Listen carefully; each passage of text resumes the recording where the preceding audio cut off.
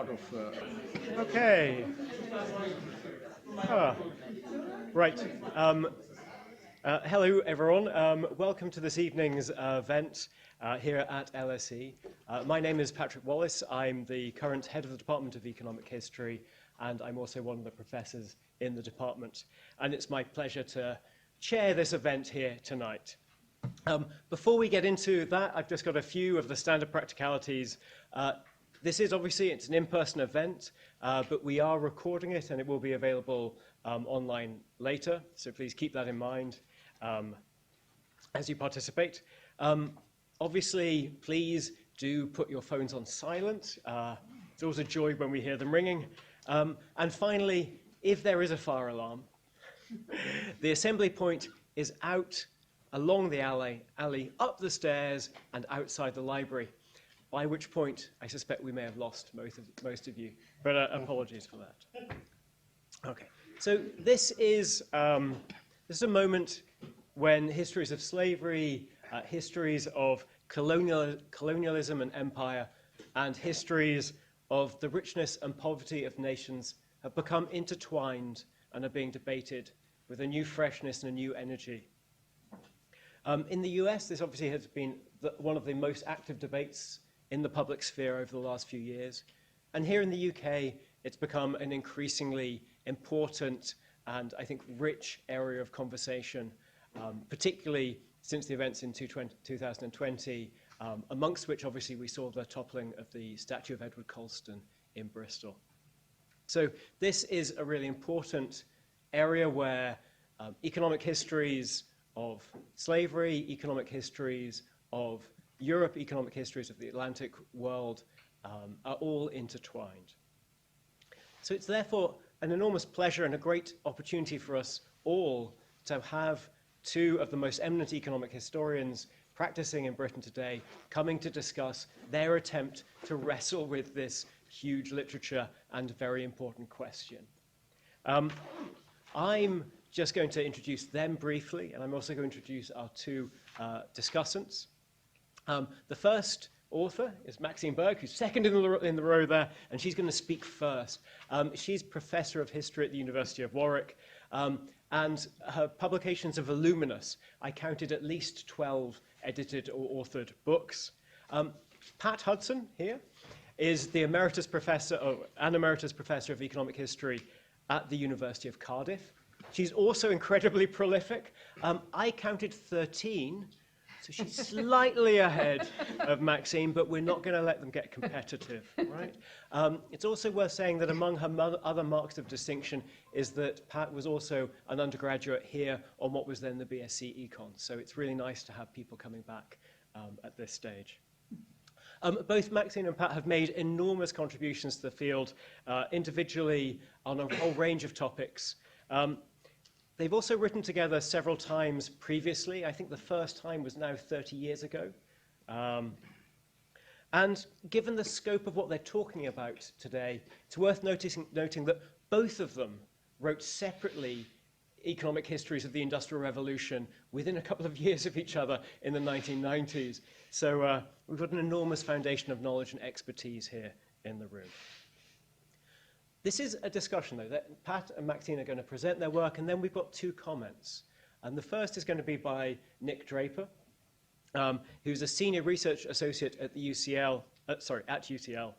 And he also co-founded and from 2016 to 2019 directed the Centre for the Study of the Legacies of British Slave Ownership. So Nick has been spending, I think, his career really discussing the consequences and particularly also the aftermath of slave ownership. And among his other works is the definitive history of the compensation that followed the abolition of slavery in The Price of Emancipation, which he published in 2009. Finally, Tatanka Roy, one of the other professors in the Department of Economic History here at LSE, will speak. And Tatanka is an Indian economic historian of India, but also of global economic history and environmental economic history. And so we'll be bringing another different perspective to this question about the consequences and impact and meaning of slavery. So we will work in that order. We'll start with Maxine and then Pat. I think you may need to come up, Maxine. Oh, okay. To move the slide. And It's fine. then we'll have the discussion, and then most importantly, we'll have time for questions and discussion involving you all in the audience before we finish at 8:30. So let me hand over to Maxine. Thank you. Okay, well, thank you very much, Patrick. Pat and I thank you all for turning out this late in the evening to hear us. And we especially thank Patrick Wallace for organizing this event, and Tertanga Roy and Nick Draper for agreeing to provide critical commentaries on our book. Just a little background. Pat and I started research for this book in June 2020, not so long ago, after the fall of the Colston statue in Bristol. We wanted first to write an article together. We had written an article together 30 years ago, and we thought, well, maybe it's been long enough, we should write something again together about the impact of slavery on the British economy and the Industrial Revolution over the long 18th century. We just felt at the time that all this controversy was going on, that there was nothing out there that was widely available and accessible for students and the public to read about the economy, slavery and the economy. So we needed to follow the money to understand the background to the spread of the BLM protests, the attacks on monuments, why so many British institutions were examining their historic links to slavery. But our article very soon became too long, so we turned it into a book project. Now, first of all, neither of us are experts on slavery. So we wrote this book as historians of the Industrial Revolution, and we had a lot to learn in a short time about slavery. Of course, there was a huge literature, and most of you here will be familiar with the arguments of the 1944 classic by Eric Williams, Capitalism and Slavery, which was republished finally by Penguin in 2021. But his work had been marginalized and dismissed by economic historians for decades. There was this prevailing view that slavery was not Britain's problem. It happened somewhere else, far away. It was an issue of US history or those with an interest in the Caribbean or Latin Americanists. So we wrote this book in the frame of recent historical subject areas, histories of consumption and global history. Those are the key subject area that framed the book. But we also drew on new sources, newly digitized sources, the Slave Voyages database, the Legacy of Slavery Project, which Nick Draper has been the director of. We drew additionally on the regional occupational databases put together by the Cambridge Group for Population. Now, we set this in a global history frame, but this is not a history of slavery everywhere. It's not that kind of global history. We confined ourselves to Britain, but we set that history of Britain's Industrial Revolution in a global history framework. So we seriously considered external trade and international finance. We wanted to go beyond the internalist models that had dominated historical writing on the Industrial Revolution for so long, that it was just all about population growth, agricultural improvement, technological innovation by the great men of the North, those sorts of explanations which we have lived with for a long time. Our book chapters are up here. So you can see what we covered, the range that we covered from sugar to plantations and on to metals, mining and textiles, and then to financial capitalism. And we carry the discussion further on to slavery after slavery. We wanted, we were above all concerned following Josephine E. Corey's work to move debate forward to consider the wide role of slavery in industrialization, not just its contribution to profits accrued by those who individually owned slaves or traded in enslaved peoples. We wanted to look beyond the direct transfer of the slave trade and colonial profits. Also, we want to look beyond that, the work that had been done into industrial investments, and look at the broad impact on the British economy. And the key point, these key points we wanted to make are up here. The key thing is that sugar before cotton and the Caribbean before the American South drove the engines of the early British wealth formation. And not only that, but the impact of slavery on the British economy lasted well beyond its abolition in the 1830s. Now I'm just going to turn over to Pat.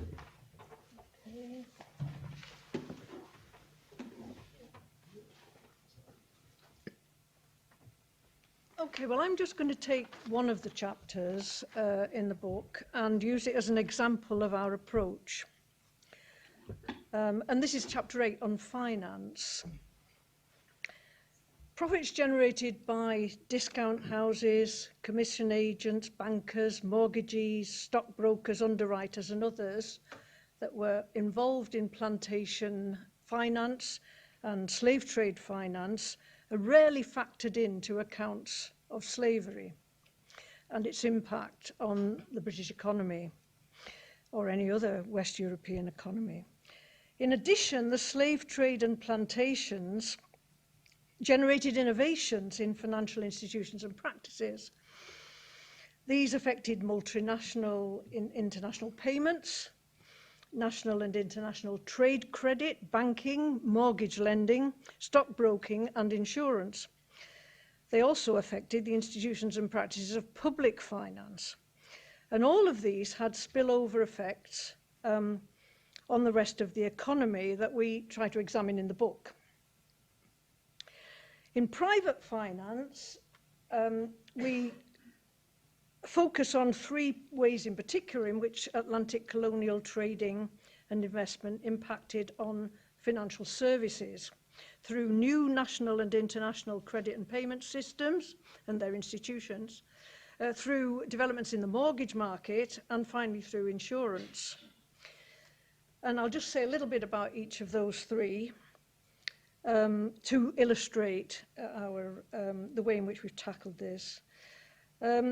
With regard to the first, risky trade involving 3 continents, long credits and valuable cargoes required new forms of credit and international payments.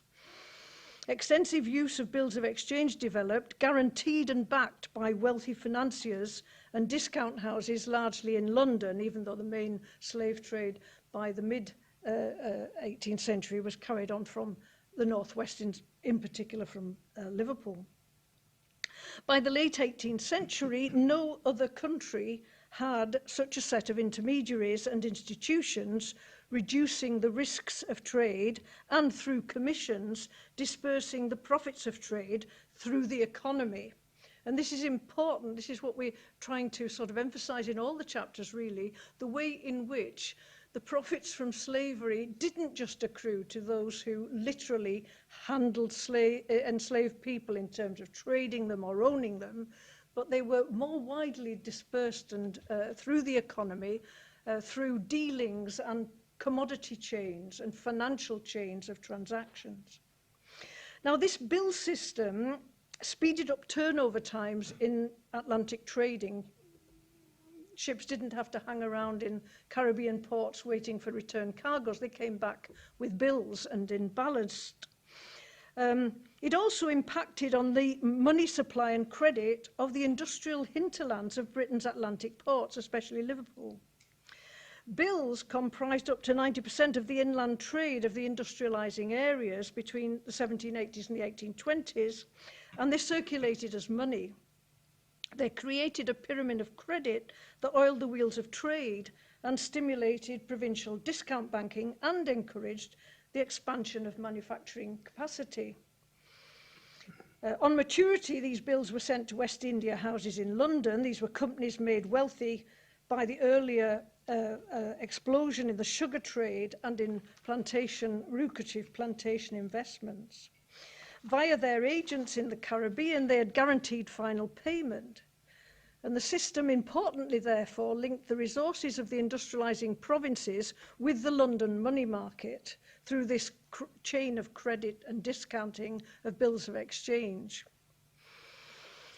Now, if we turn to the mortgage markets, the mortgage market expanded and changed in response to the very heavy capital requirements of Caribbean plantation investment in land, in enslaved workers, which probably was the bulk of the invested capital, and also in sophisticated sugar refining equipment, because plantation products had to be refined before they could last through the sea voyage back to Europe.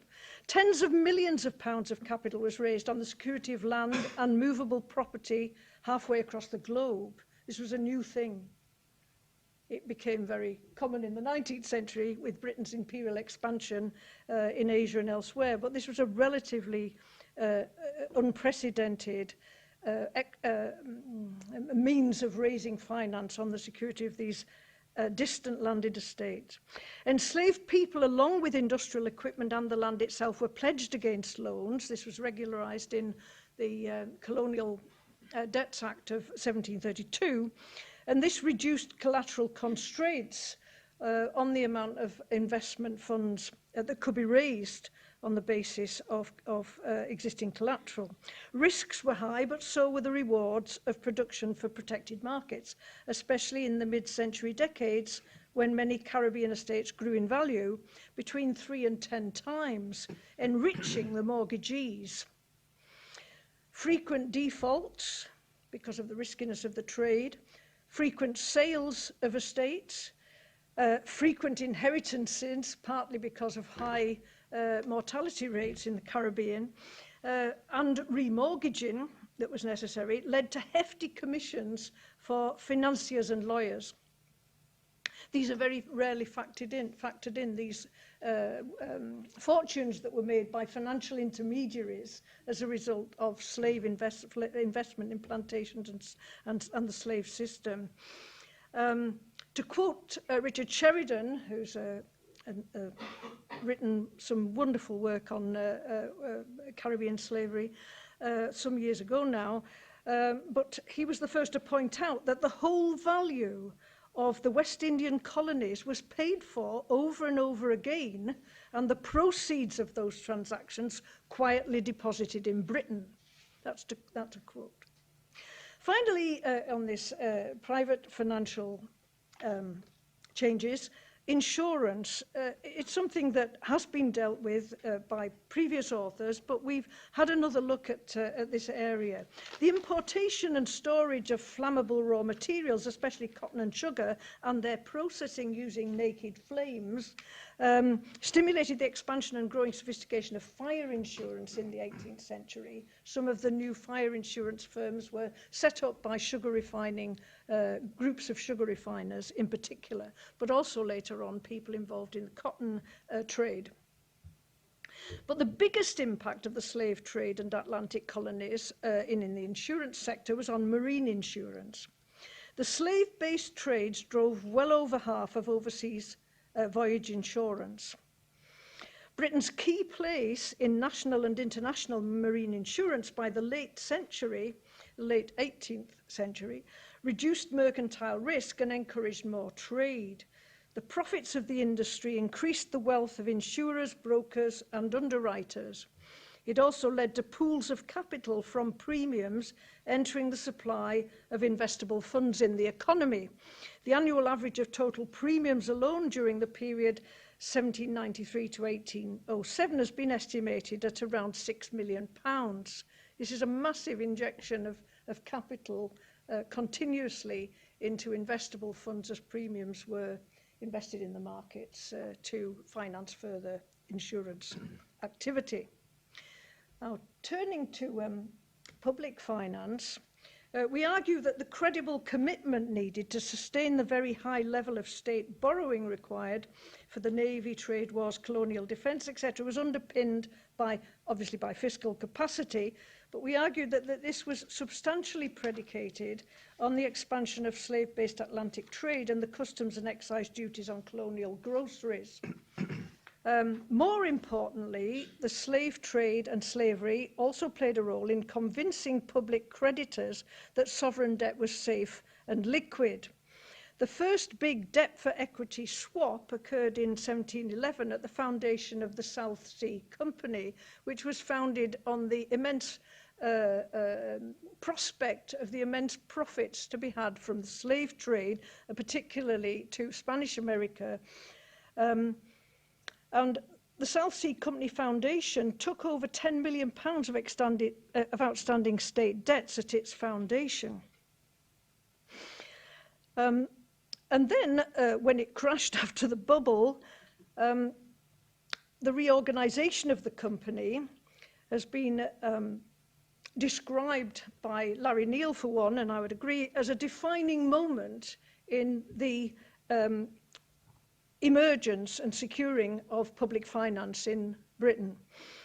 Public and private developments were merged to bring down debt servicing costs and to secure the credibility of the national debt. And reading about the South Sea Company, it seems to me, would the debt have been consolidated in the way it was at such an early stage if it wasn't for the immense profits that were in prospect by those investing through the company. The expansive credit system operating in the transatlantic colonial trades through the bills of exchange system that I've mentioned made many rich, but it was so unstable that it encouraged new forms of government support for trade and Atlantic investment, and it also government intervention in times of crisis. And in addition, the Bank of England's first forays into supportive lending beyond emergency discounting were necessarily focused on West India trade. In a sense, it had become too big to fail, and it was in any case too politically powerful to ignore in a crisis. By the 1790s, some 50% of the bank's directors and governors were directly involved in Caribbean trade and investment. To summarise, innovations in public and private finance were closely integrated in the long 18th century, and both were affected by the slave-based Atlantic and Caribbean, specifically Caribbean trades.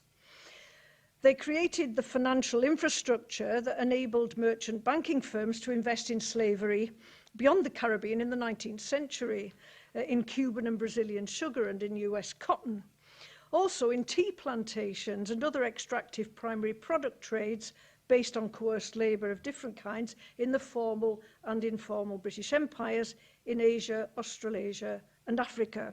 So in our chapter on finance, I've just tried to give a flavour of what we tried to cover in terms of the much broader implications of plantation investment and the trade in plantation goods and enslaved peoples, but also in that final conclusion to mention how the institutions and practices that were established in the age of slavery placed a stamp not just on the nature of Britain's industrial revolution itself, but particularly on the nature of British overseas investment and imperialism as we move into the 19th century, creating a pattern of this exploitation of coerced, racially based coerced labour in other parts of the empire in the following century.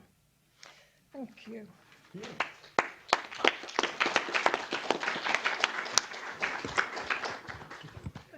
I'm going to return Pat's chair to her. Thank you very much. That was a flavour. There are other chapters which I encourage you to read, which reminds me that I forgot to mention the handsome discount available from Polity Press. Just simply using the code BER40 up there on the board. And we have lots of leaflets. They have lots of You printed have out to versions for order those. from the publisher to get that discount, obviously. It has Not to that they would be interested in the Online. material profits of writing about slavery. Of course. Now we have a chance to hear two people who are responding to the book as a whole. And let me invite Nick Draper to come up and offer his first set of comments. Nick, it's easier to come up and use your lectern and the microphone if that's okay. Sure. I will go over there so you can see me. Okay?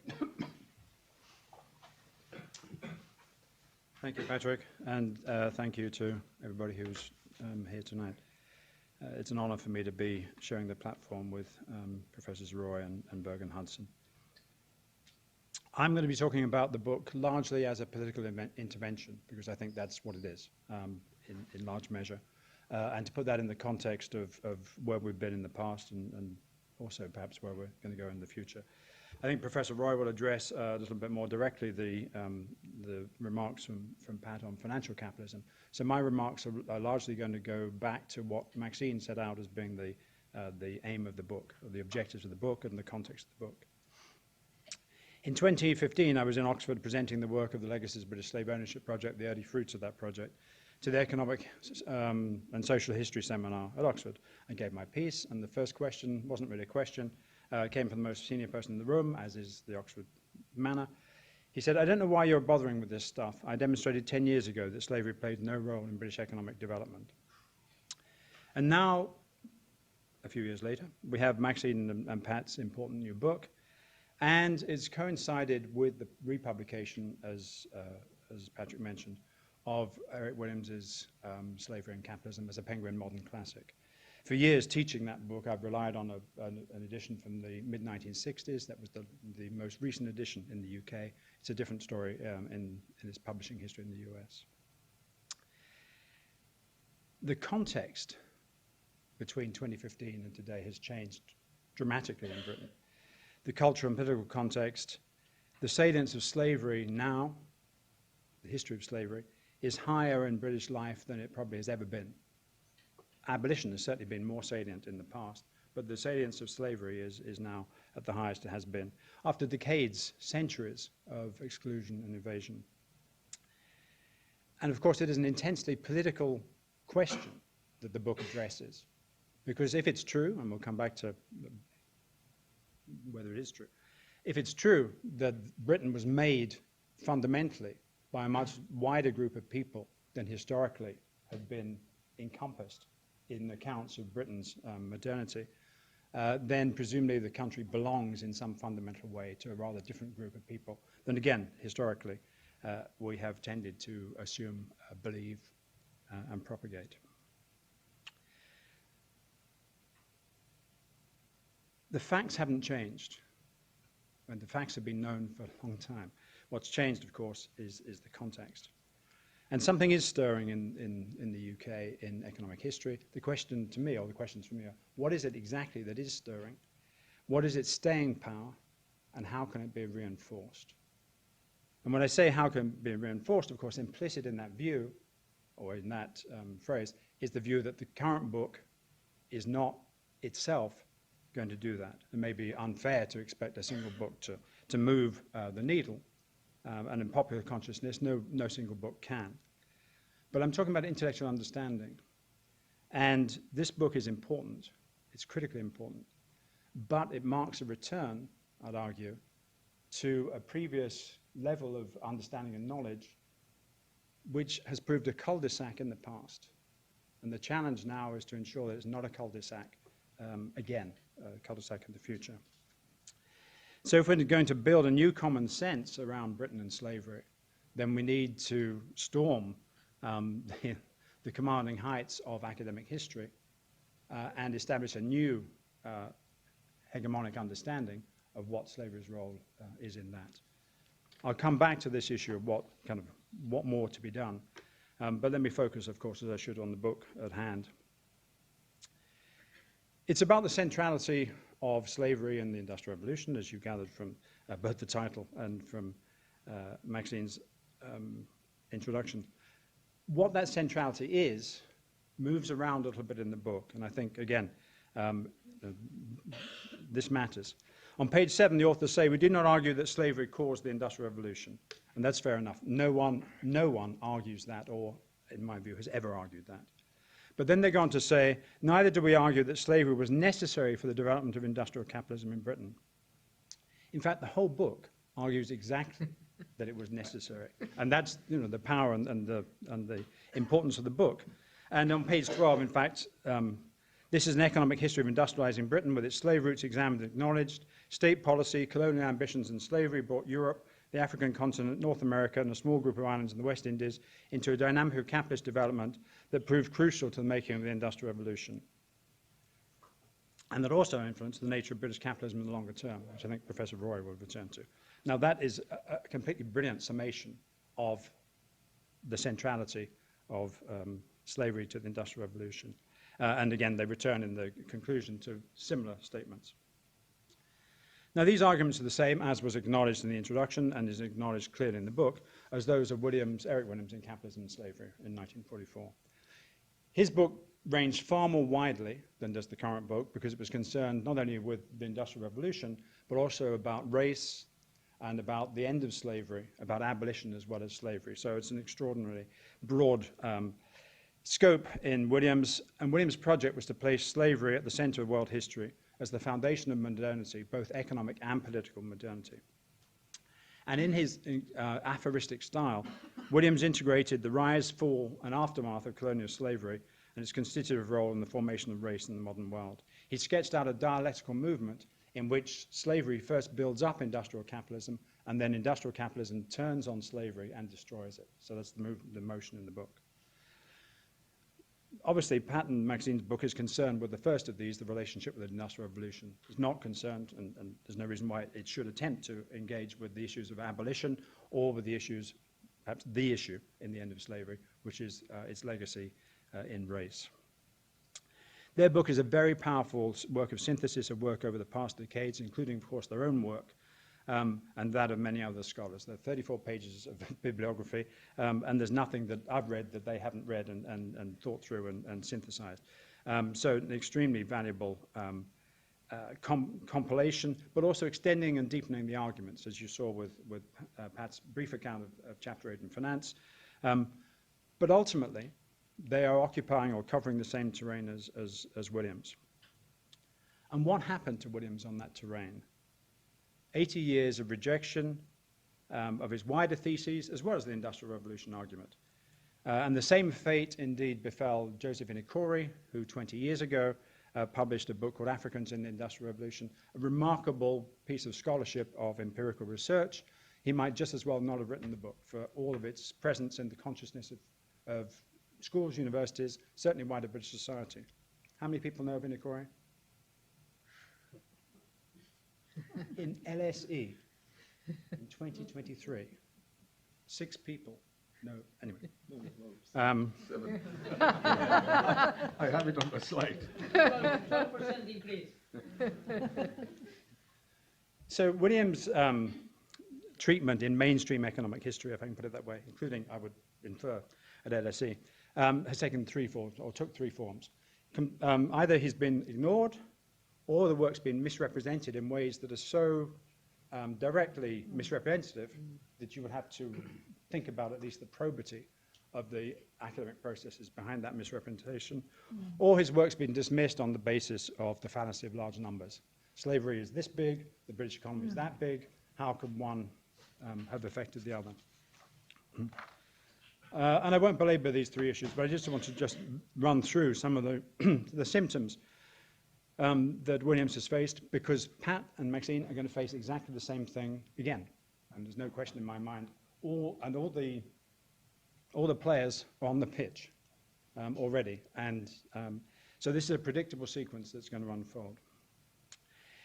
Synoptic histories of British economy, the Cambridge Economic History of Modern Britain, for example, marginalize overseas trade as a factor in the Industrial Revolution. And if you do that, then by definition, slavery becomes an even smaller, almost invisible part.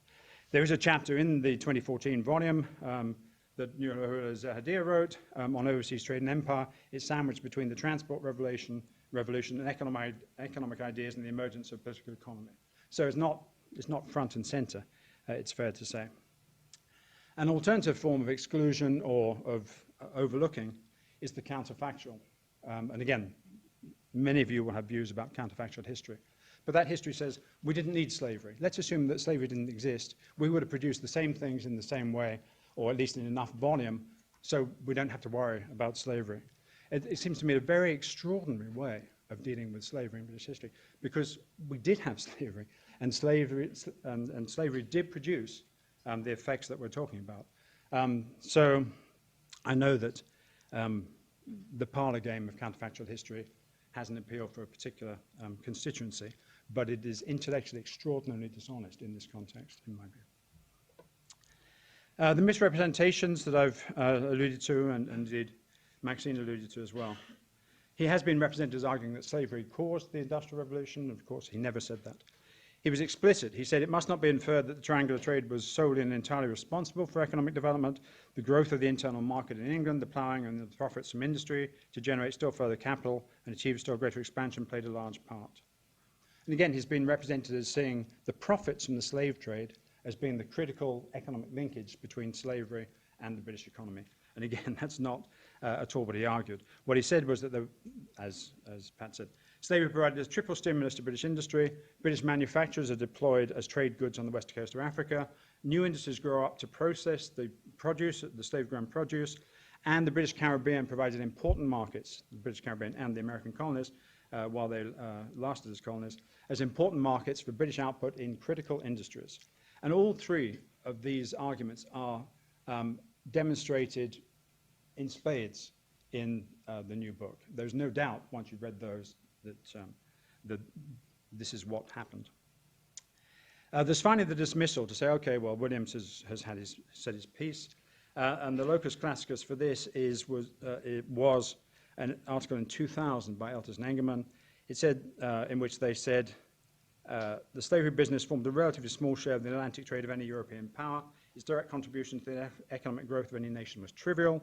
Until 1700, Barbados was the economic equivalent of Rutland, hypothetically well endowed with coal. The Chesapeake was perhaps another Westmoreland.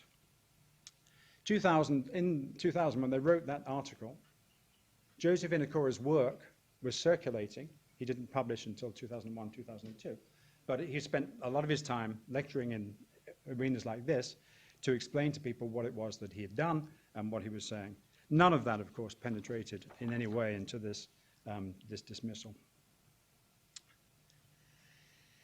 But if these arguments were unsuccessful in 1944 or in 1964 when Williams was republished, or in 2002 when Inokori did the work that Williams had sketched out, if they were unsuccessful then, why will they work now?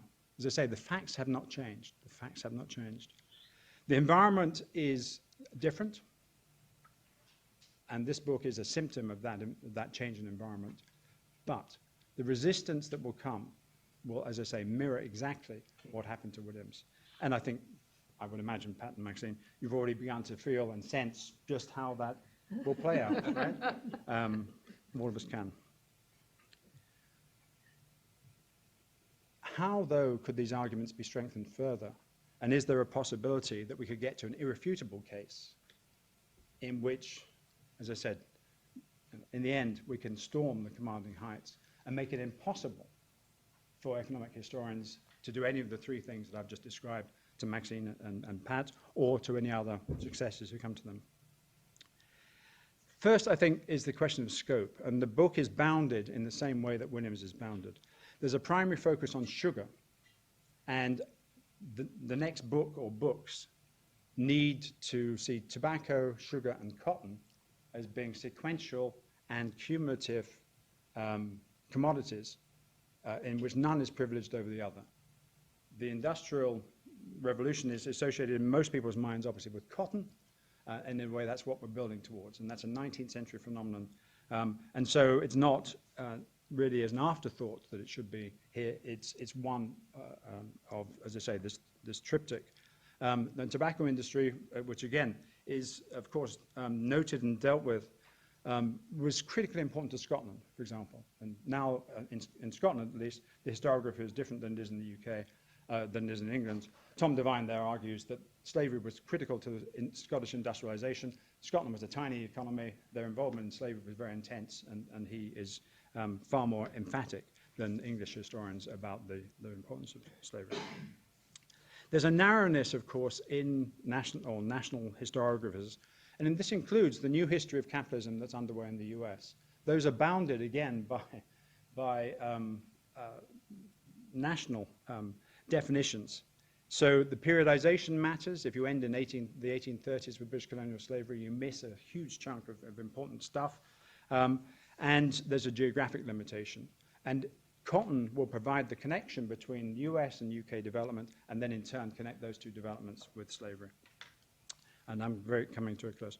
And then thirdly, I would say that this book, because of its objectives and because of the audience it's seeking, its publisher, it eschews macroeconomic analysis. And that's not because Pat and Maxine are incapable of doing it, but there is work being done in macroeconomic space.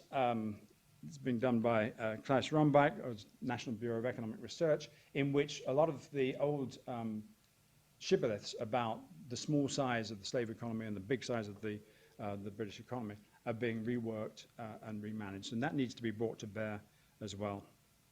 And finally, an expanded methodology would acknowledge fully, and in fairness, I think, again, Pat and Maxine do a better job on this than anybody's done before, the bidirectionality. Industrial capitalism builds up slavery as well as slavery building up industrial capitalism. And again, Britain's wealth contributes to the growth of slavery as well as the growth of slavery contributing to Britain's wealth until it doesn't. Maxine and Pat know all this, of course. Their objective was to create an entry for slavery into mainstream British economic history, and that's why the book is so critical. It does exactly that and does it brilliantly. And it's a crack in the facade. But in order for that to turn into a fissure, a divide from which we cannot retreat again, as we have in the past, we require new books that get closer to a global history of slavery in British capitalism. Thank you.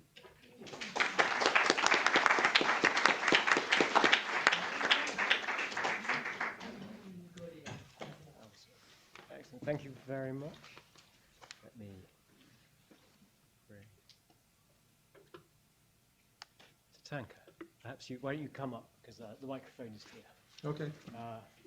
So let me hand over to our second commentator, Tatanka Roy, who will offer another perspective on Maxine and Pat's book. Tatanka, please come over.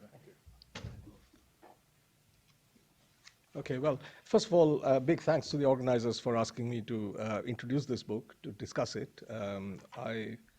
It's a major event, the publication of this book, and I enjoyed reading it. It's an extremely readable work on a difficult subject to write on, but also a very big subject.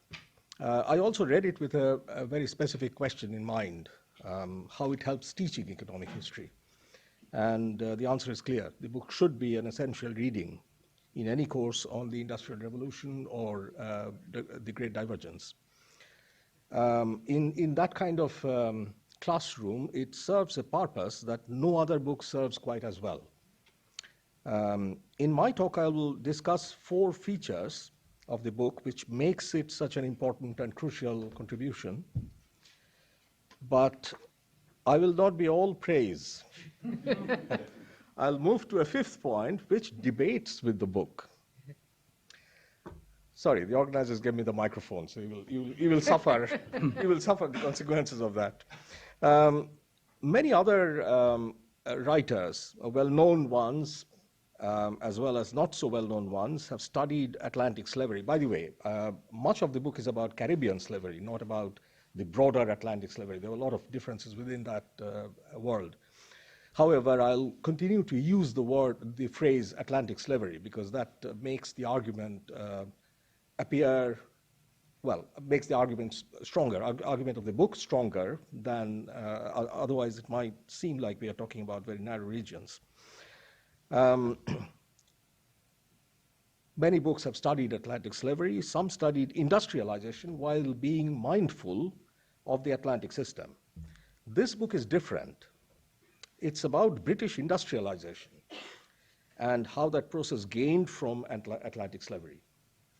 It has a critical project, and the target of that criticism is not the slavery scholarship as such, not as much as the industrialization scholarship. In 2021,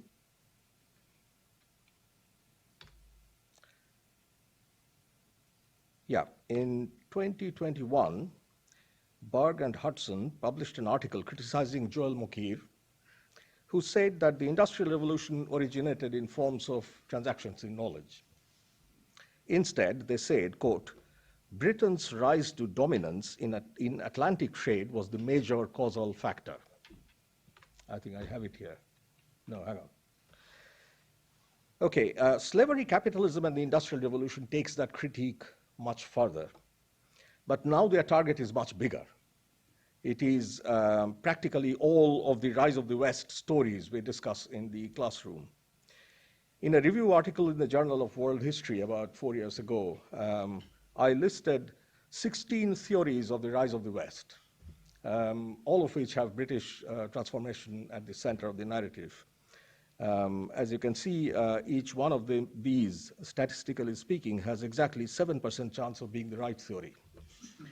But some of them dominate the discourse, like Mokyr's knowledge model, maybe a Smithian one which stresses Britain's belief in free trade, and the institutionist one which says that despotic states need to be constrained to allow capitalism freer play.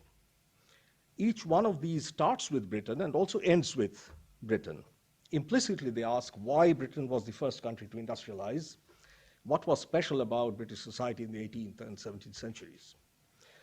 Berg and Hudson are not the first people to criticize this approach, nor are they the first to say that the why Britain question is too insular. But they are by far the most forceful in insisting that the 18th century empire and capitalism, and specifically the Atlantic slavery, was, quote, formative in the timing and nature of Britain's industrial revolution, unquote. My second point, something that Dr. Draper also brought up, is the qualification, the qualified nature of this claim. I can imagine that in the next 1 year or two, in many public platforms, the two authors of the book will be at pains to say, no, that's not what we are saying. What we are saying is this. So let me help them. What is their claim? Quote, we do not argue that slavery caused the Industrial Revolution, neither do we suggest that slavery was necessary for the development of industrial capitalism in Britain, unquote. The book is saying, I don't quite agree with Professor Draper that the book actually is doing something other than this claim. I see it as saying that the received view about why Britain overlooks the role of Atlantic slavery, as if it is something out there not closely linked to the economy. That is a wrong approach.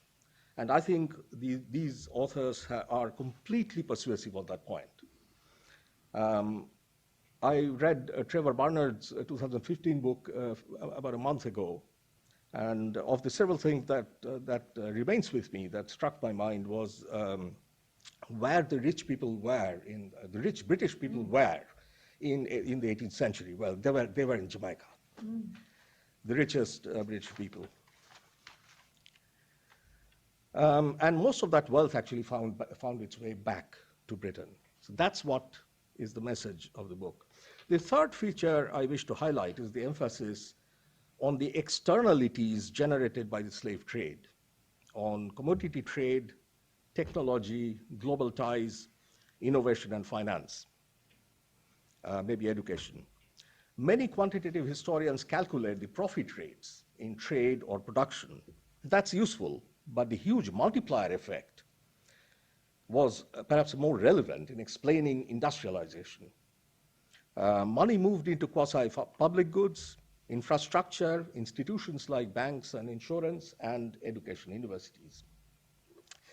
I went to an Oxford college yesterday, and every time I enter an Oxford college, I'm struck by this idea. I mean, how many of these you can enter without hitting some guy who made his money in the Caribbean and brought it back and donated part of it to Oxford. A fourth feature is the ambition to bring in Asia into the story. To quote, trade between Britain, Africa, and the Americas is often referred to simplistically as a triangular trade. The model might be viewed as a diamond-shaped trade that integrated the Indian and the Atlantic Oceans during the 18th century, unquote. This claim, this diamond-shaped model is great, and it also sets this book apart from the new history of capitalism, which really doesn't have a clue how to fit Indian Ocean in. But it also raises a problem for the book, to which I will return. British capital was active in both enforced transactions in labor and other types of transactions. Both had similar agency in Britain. That is, those other rich people also deposited money in banks, in finance, in education, donated to Oxford colleges. That creates a problem of identification. I'll come back to that. My final point is about the global context. Well, I'm coming to that, but before that, I'm sure Berg and Hudson will hear this cliche. Well, everybody was engaged in slavery. The whole world was engaged in slavery, yes. But Atlantic slavery was still special because of its very close links with modern capitalism. What is, however, not a cliche is that the link between slavery and capitalism grew stronger, not only in this region, but in several other world regions in the late 18th and early 19th century. That's what an expert on this subject says. There is a lot that we don't know about this. We don't know how these other processes were linked to Atlantic slavery, how big they were, and whether these were purely parallel processes or they were somehow interdependent. We do know, however, that the difference between these different phenomena, which consolidated slavery across the world, especially their difference with the Atlantic system, was not that one was more capitalistic and the other one was not. There was capitalism everywhere. But that Europeans made money from Atlantic slavery, whereas Asians and Africans made money from Asian and African slavery. Now, this creates a problem. If wealth was accumulated through slave trade and other trades, and wealth was accumulated by the British and the Asians in slave trade, we cannot precisely identify the agency of the slave trade in Britain's economic emergence. We need to do a bit more analysis there. And the why Britain question comes back to the table, because why not those Asians question is also on the table. I can think of many Indian noblemen, Mughal noblemen in the 18th century who owned slaves, owned factories, owned merchant marine, but none who started a bank or insurance or donated to a college. Did private money generate different sorts of multiplier effects in different world regions? Was it a particular process, particularly strong multiplier effect in early modern Britain? If so, should we be less concerned about how money was made and more about how it was used, where it went, to understand Britain's economic emergence? I mean, none of this lessens the weight of the Caribbean tragedy. Thank you.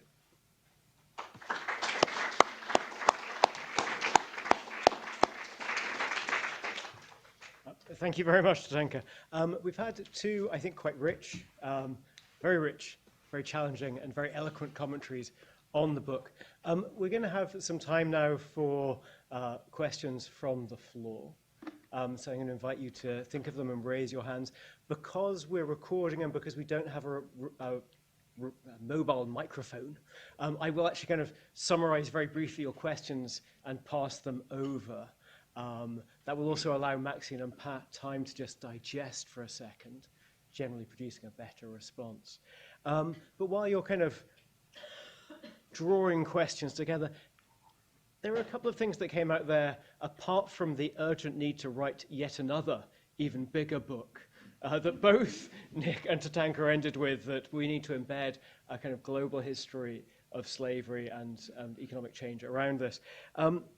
There was one point of difference, and that difference turns in some ways, or difference in emphasis perhaps, on this question about causality or not causality. Nick took your words and said, well, 2 pages later, you kind of go beyond this and really make a case for a stronger causal association. Tatanka pulled back and maybe hung with the words a few pages earlier. I say a few pages earlier because if you read the first chapter of the book, and I highlighted the same things, there's a very clear statement about the way in which you're presenting the connection between slavery and industrialization. So let me just invite you to kind of say where you stand on this now, because I think that will be helpful for the audience as well. Go on. Who do you want to start? Well, which it's up to you. Okay, well, I will start. I have to say first that Pat and I disagreed about a lot of things when we were writing this book, so she will probably certainly take a different position than me on that. That statement has already been thrown back at us in another place. I think for me, the really crucial thing that we wanted to get across was that slavery needed to be up there with these major factors that we look at in the origins, the processes of the Industrial Revolution. It isn't good enough that it's the last lecture in a lecture series. And it should be there with population growth and the agricultural revolution. Oh my goodness, all those years that I was teaching these courses and teaching the agricultural revolution, did I ever mention plantation agriculture? And I don't know why. So I will just pass to Pat on her take on this. I think looking at a number, we passed on and looked at, a number of these areas, technological innovation, all these areas, and there is a prism, a different way of looking at it if you set these subject areas, which are so fundamental in anything that we talk about in Britain's Industrial Revolution. If we look at that through this other take on the role of slavery. Right, I'm a bit reluctant to get drawn into whether slavery caused the Industrial Revolution. I think that the main point of the book was to recenter the impact of the slave-based Atlantic system and the forces it set in train, to recenter that in the economic history of the period. I suppose if pushed, I would say, the Industrial Revolution might have happened without slavery. We're into these counterfactuals that are very difficult, and I've never been a fan of them. It certainly, if that had happened, would have been a different Industrial Revolution.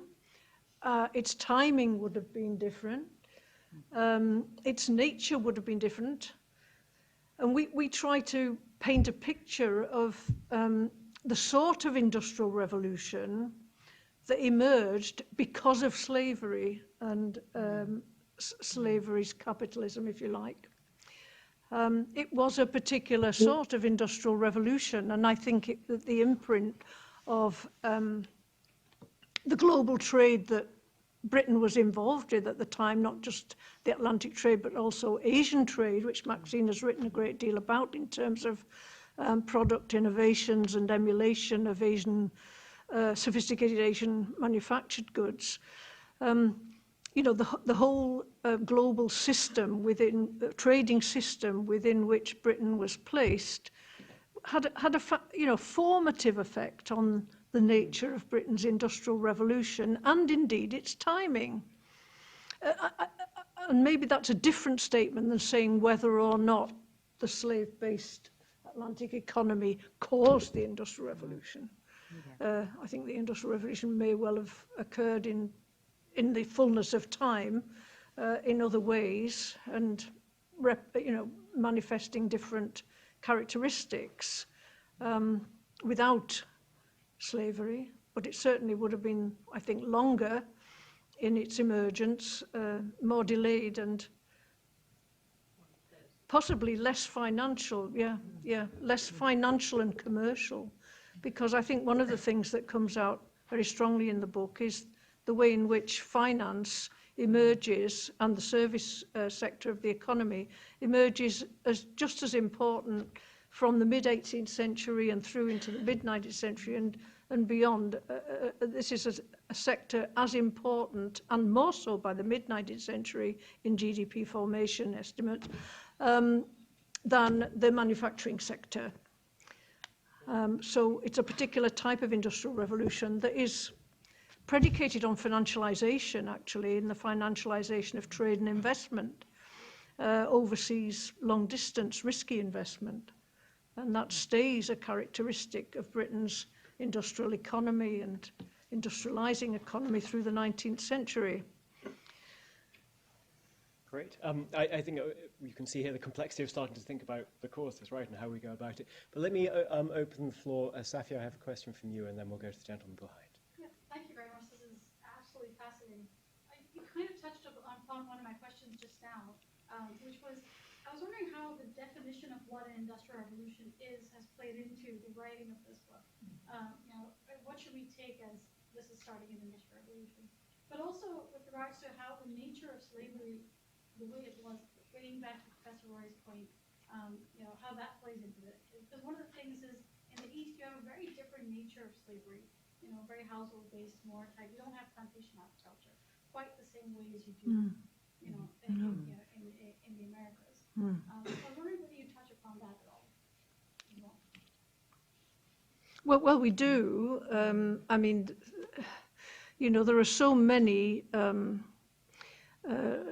different manifestations of coerced labor. I mean, chattel slavery is right at one end of it.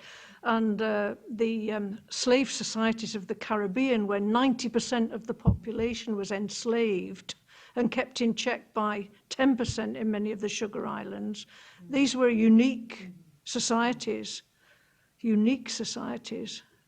slave societies, not societies with slaves, which is probably a better way of describing a lot of the other manifestations of coerced labor in other contexts, global contexts. But I do think that the experience of Caribbean slavery and its centrality in the minds of British overseas investors up to the 1830s does set in train a pattern of thinking that mass-produced primary products have to employ indigenous workers in a coerced setting. This is something natural about this. So even after the end of slavery, there's a similar sort of attitude to race-based coercion, and the plantation system doesn't disappear with the ending of slavery. It's transferred to, Asia and Australasia, and the use of indentured labor that's not hugely different in terms of debt bondage and in terms of its capture. I'll put it. That's perhaps quite a slightly wrong word, but the securing of Asian labor for Australian plantations, for example, to give an example, a lot of these workers didn't know where they were being shipped to. They didn't know that they were going to be in debt to. Could I just add on that? There's a fine book on this whole subject area by Chris Manjapra called Black Ghosts of Empire. So if you want to read further on that long extension of heavily coerced labor that is a direct connection with slavery, That's the book That's to the read. book to yes. read, It was certainly yes. influential in Yes. what we were when we were writing. Yeah. Thank you. I realise I forgot to say that I will restate the questions, but I forgot to restate the question. But Safia was asking about the differences in the forms of slavery between East and West in particular. But let me invite the gentleman behind you to ask a question. I will try and restate this for the purpose of the people listening. My name is Gerard Hosier. I'm from Trinidad and Tobago. We knew, well, at least my family knew Eric Williams. We have a picture of him. And it's interesting that Cotton Capital, their opening piece, had the final quote from Eric Williams. Now, Eric Williams wasn't a perfect person, and he did play the race card. But one of the things that, coming from the Caribbean, I always wonder in debates like this debate is looking at the Caribbean from this way, through this set of glasses, and from the Caribbean, we look that way. And in different islands, it has different sets of importance for different political reasons. For example, Eric Williams in Trinidad, one of his key things was nationalism. And that actually built a very strong identity for the Trinidad public, which has sort of minimalized any interest in colonial occupation, because the strength of identity is so strong, it's irrelevant now, and they don't want to be a victim. Now, I know that's different in other countries like Jamaica and perhaps Grenada now, but I just sometimes feel that it's a one-way street of debate, and the Trinidad or the Caribbean perspective is actually, if you had tried having this discussion, it probably wouldn't get very little traction except for a UE where they're going to may get a 10-year building and finance from the Guardian. But that would be the only place you might find that. So it's just interesting that it's like a one-way look this way, but not that way. And the zeitgeist right now is to maximize victimization of the Caribbean peoples, where for that in the Caribbean, it's irrelevant. Oh, in certain places. You see what Valuable point. Let me just restate it in summary, if I can, which is, because it was an excellent point, which is really to consider how different this looks from the Caribbean perspective now, and particularly the way in which these histories are used in different ways with a different perspective. And this book is written in some ways from a British perspective to explain industrialization, when the colonial experience, slavery, and everything around it are tied up to different ideas of victimization, which may differ from different islands as well. So let me pass over. Well, we're certainly very conscious of being two aging white women, you know, at the end of our careers, who, and you know, I think all I can say is that we're very conscious of our embedded perspective,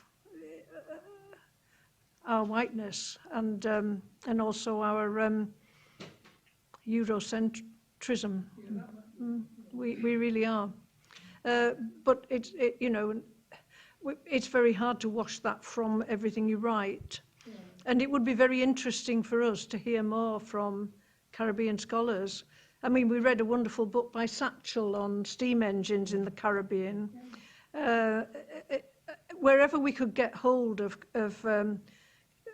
scholarship that had been published, you know, by the University of West Indies presses, and that we have used, you know, we have benefited enormously from that and tried to see, you know, the different ways in which history can be written, given the issue that you've raised, you know, given that central stage. I think we did, I mean, mentioning the book by Satchel on the steam engines, I knew very little about plantation agriculture, and much of the older literature really placed this as a rather static, not very dynamic system.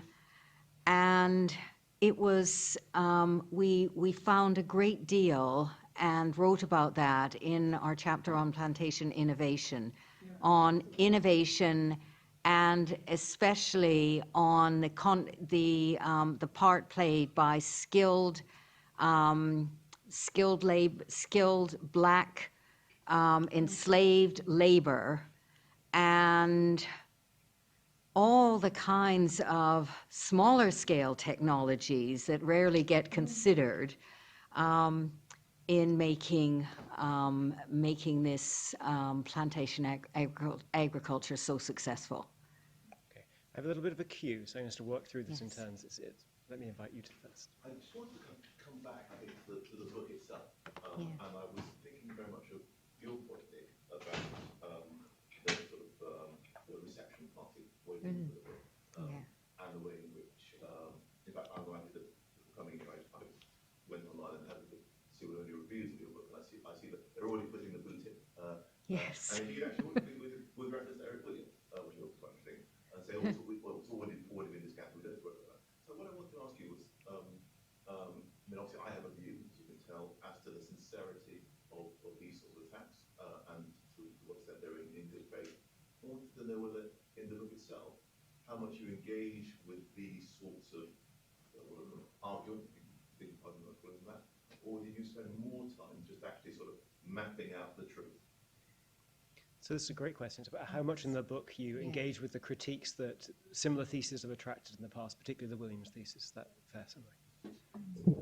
We do, I think it's particularly chapter 2, the misguided measures chapter, going through some of the historiography, the earlier attempts to measure why slavery was discounted by so many.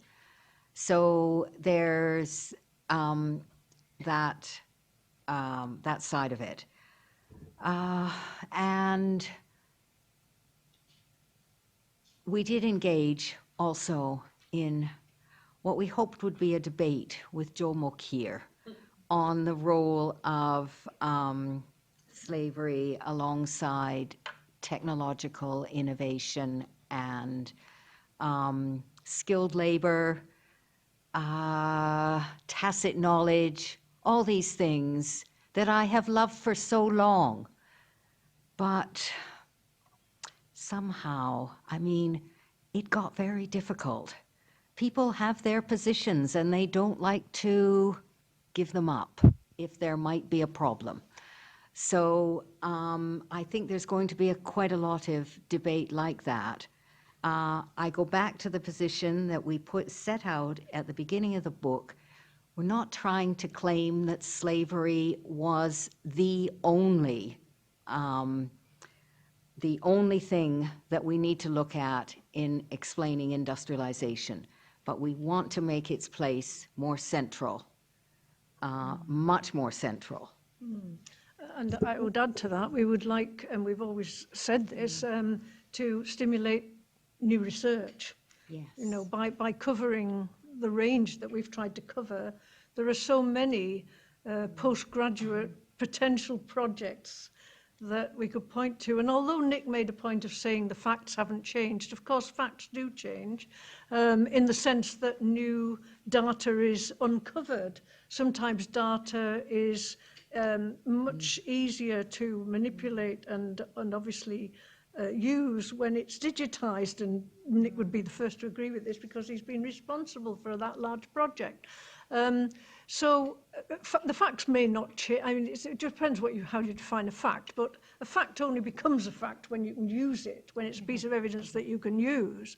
So the underlying reality hasn't changed, but the facts have, because more data is now available and continues to be available. So I think already there is plenty of digitized source materials that could be used further.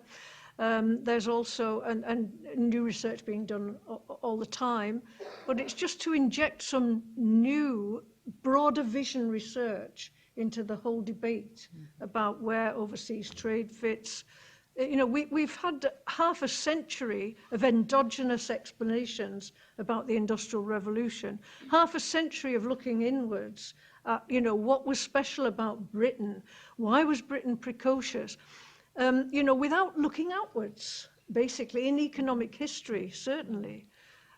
So it's getting beyond that and encouraging more research beyond that I think we're about.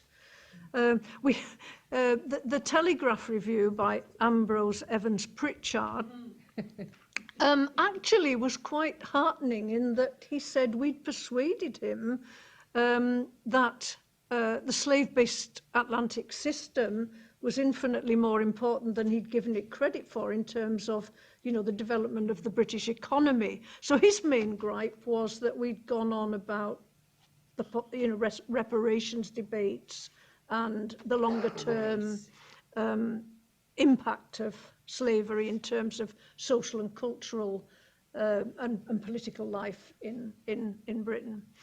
But then we've also had a contribution from Reclaiming History, which, like Restore Trust within the National Trust, is, and this is, it's a website called Reclaiming History, which I wasn't really entirely aware of before, but I should have been, I think, because it's, you know, it's where all the sort of wokery accusations come from, and then the press get hold of it and, you know, involve themselves in further reductionism on these sort of culture war issues. So I don't have any sympathy at all with my fellow historians who have joined that group.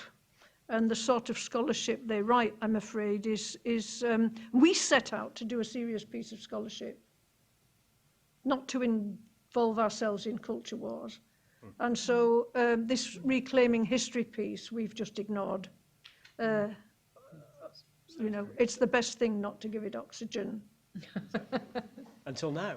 Well, people might be interested in reading it, that's why I mentioned it. No, it's true, it's a good critique. We've got several questions left in only about 10 minutes, but let me invite the gentleman in the plaid shirt. You might have just answered my question, but the word reparations was in my question, and whether, I don't know much about economic history, but it felt like I'd be interested to hear, for an economic historians writing this book, where does reparations sort of legitimately get a seat in your own scheme for the book? You know, how does it fit? And I wonder, I want to give a nod to the gentleman who spoke from the Caribbean, talking about plurality of views from the Caribbean as well. They might potentially dismiss the Brito-centric perspective of the Industrial Revolution, but at the end of the day, are we meeting up at the table of reparations? That's what I'm asking. So it's a very important question about where you stand and where economic historians might stand on reparations, given the current debate. Well, I can't speak, we can't, I don't think either of us can speak for yourself. the body of our colleagues, but the reading we've done for this book has certainly made me much more sympathetic to the idea of restorative justice. It really has. I mean, it's sobering. And I think that this is, you know, catching on in the sense of some of these families whose, you know, ancestors have made a lot of money from plantation investment. You know, their current generation has now set up various, you know, funds and that sort of thing.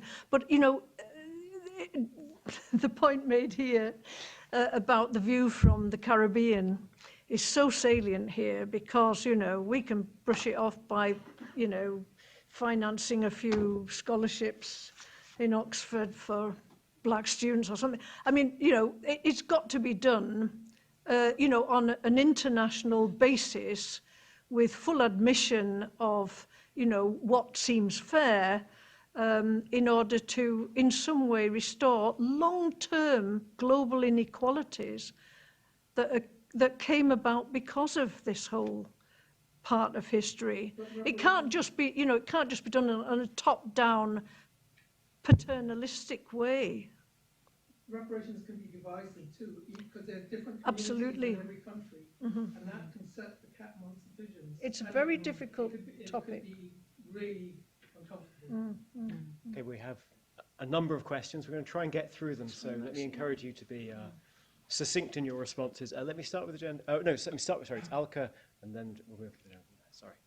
Thank you very much. I would like to bring the issue back to William and industrialization, specifically to the abolition of slavery, and it's coinciding with mechanization, the development of mechanization in industrialization in Britain.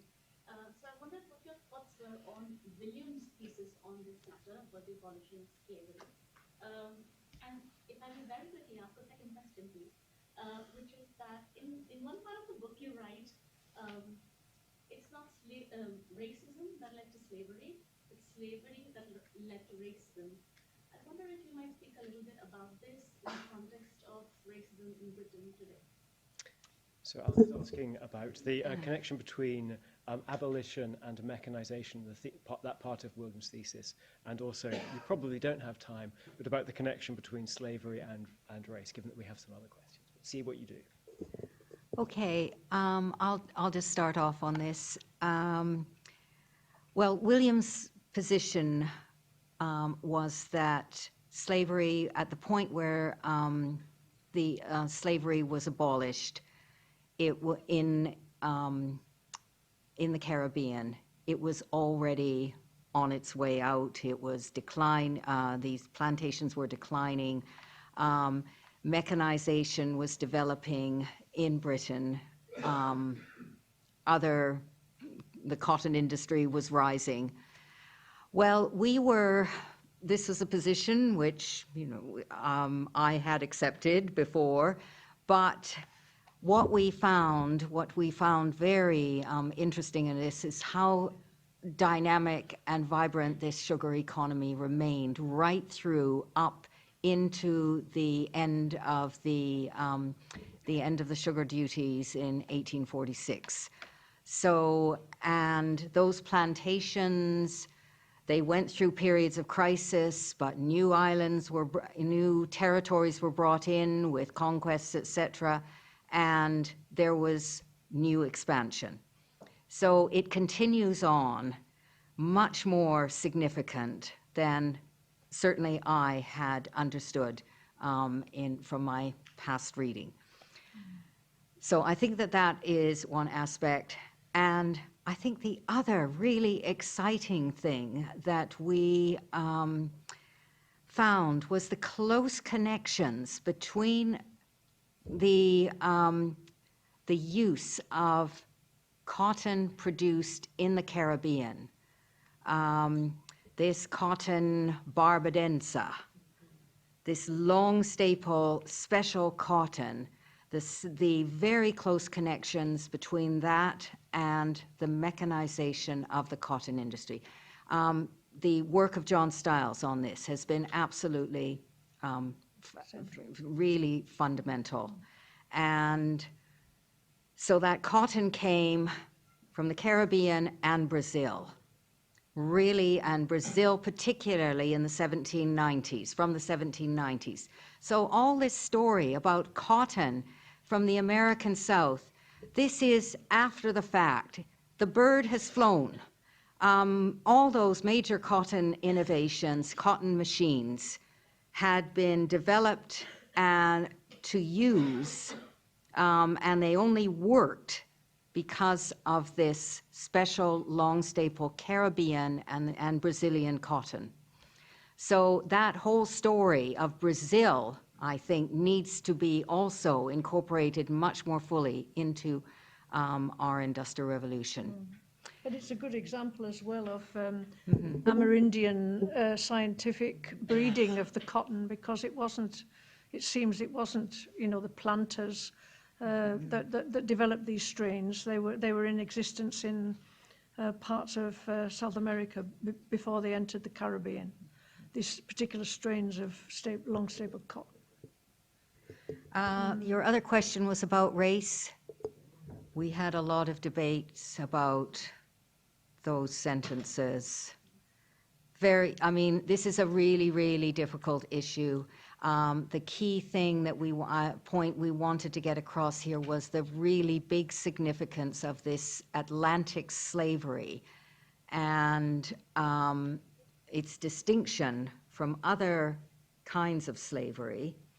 But fundamentally, I mean, I certainly believe these racial inequalities, these attitudes were deeply embedded, probably back as early as the medieval period. Okay. Thank you very much. I'm just going to sneak in one last question. It's 8:30. Let me invite you to. Well, obviously, much about time. I would like to ask whether you think that your book, especially the approach of following the money and everything that you said before, is part and the one stepping stone to reframing also the role of some institutions to play a big role in setting up some countries for failure in the sense that the IMF and the debt system that we have today is building up on So this is an important question about whether the idea of following the money, which you do through slavery, could be applied more generally to thinking about international institutions and structures. I think you cited the IMF then. So is this in some senses a methodology that I think that you could be generalized to other situations where we're interested in how structures linked to exploitation can reproduce inequality and disadvantage? Sorry, I'm trying to draw that together quickly. Well, you see, following the money is a catchy thing that the publishers actually introduced into the blurb. And I don't think we used it particularly because, I mean, what we're trying to do is much more than that, because the slave-based Atlantic system created innovations, institutional changes, all sorts of things that are not measurable in monetary terms directly, but they're part of these wider multiplier effects that we've tried, that really are at the heart of the book. I mean, I do think that following the money has been a bit of a dead end in some ways, because a lot of the debates following Williams by our, predecessors in economic history place such a narrow definition on following the measurable money that they were almost, they created the conditions for dismissing his work, looking only at the profits that came from the slave trade. Well, the slave trade wasn't that profitable. The trade in enslaved peoples in and of itself. But plantation ownership was profitable. But even if you add those two things together and say, or make some sort of estimate of, how much money annually came into the British economy, you're still missing out probably the same amount, if not more again, in terms of the commissions that were earned on all the different points in commodity chains, the commissions and interest that was earned in all the financial trades that were dependent on the Atlantic, the Caribbean trade. So, following the money can be rather a narrow way of looking at it. You need to make a more qualitative appraisal as well.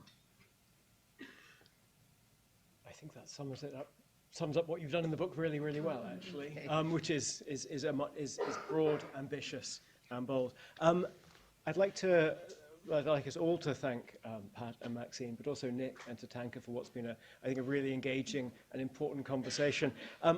There's one point that Nick made that I think is really worth restating, that it's very important to have books like this to open discussions.